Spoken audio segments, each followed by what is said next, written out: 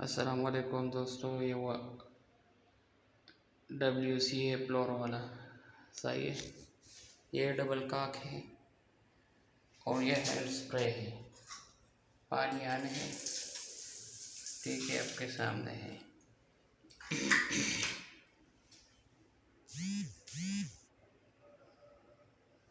ये इंग्लिश का मोड है, ठीक है।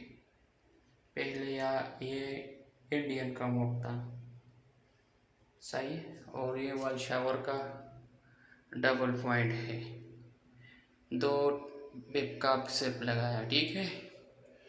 और ये छोटा वॉश बेसन है, सही है,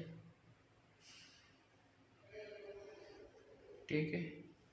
और ये वाल है इस बाथरूम का, ठीक है। और ये तो है, ये डक है, डक सॉरी OTS है, सही।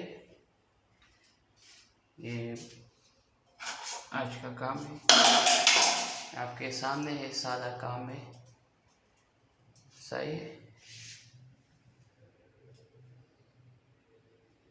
और वो फ्लोर जा नहीं है, वो कोना में नहीं है, ये सही।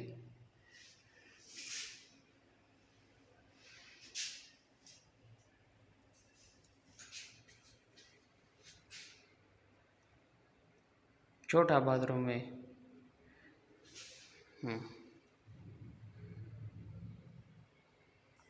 इधर पहला इंग्लिश वो क्या इंडियन का मोड था, सही है।